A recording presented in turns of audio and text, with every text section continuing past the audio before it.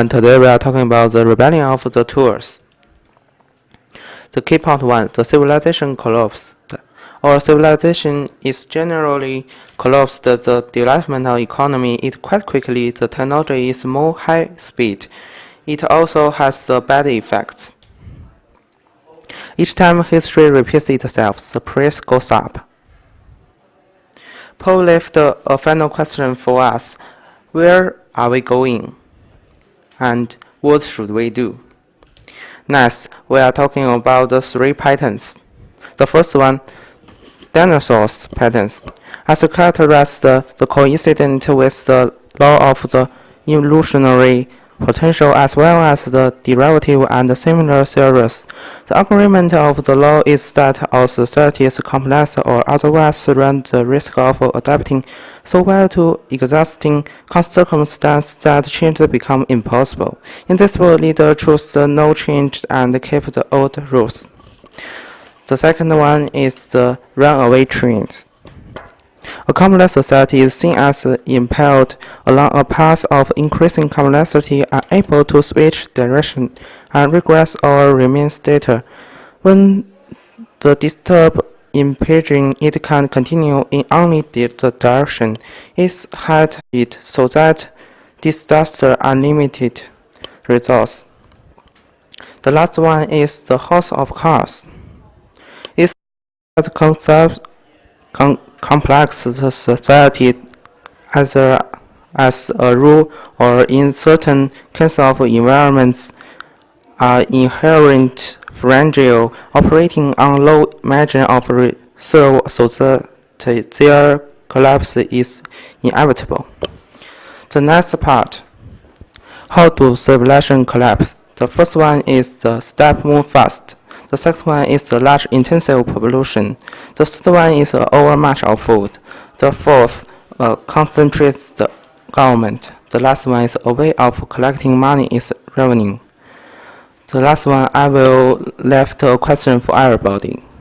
Match the last reason for collapse with the correct pattern and explain why. Our key point 2 is that the history that relate to the present. To start with, there are 4 examples of civilization collapse that Ronald Wright had summarized in Chapter 5. If we link this civilization in a timetable, the similarity of them are getting more and more to our modern society. The first civilization died out was Easter Island in 5 BC, which is because of cut the trees intemperately and population. In 5000 to 4000 BC, the reason that Sumer civilization died out came out with one more technology issue. In 4th century AD and 9th century, Roma and Maya died out respectively. The reason of this were that the same, but added one more than previous 2 war.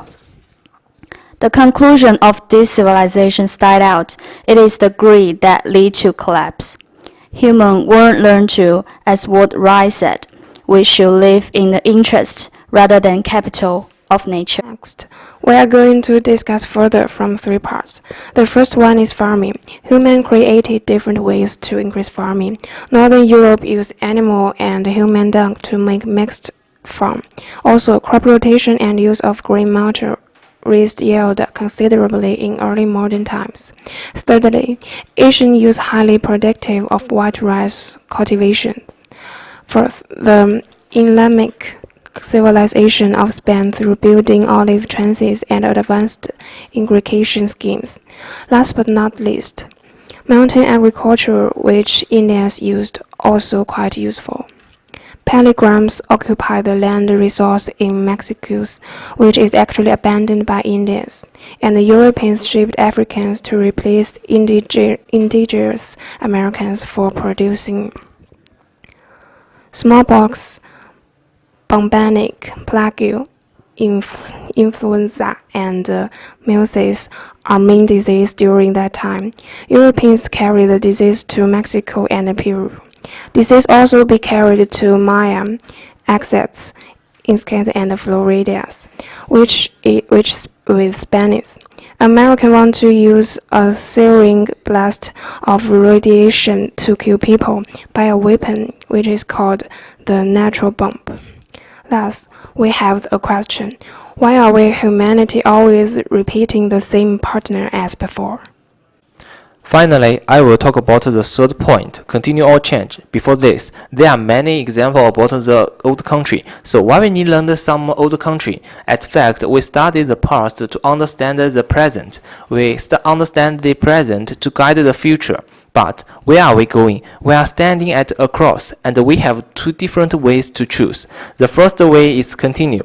The book writes the most compelling reason for reforming interest. It's the system is in no one's interest. It's a suicide machine. What does that mean? For example, if the natural capital looks like a bank, and the global village have the 6 billion people, every day people withdraw some resource as water, food, and petrol. Chink, but they never come back, day and day, until the last day, the bank was emptied. What will be happened? Think about it.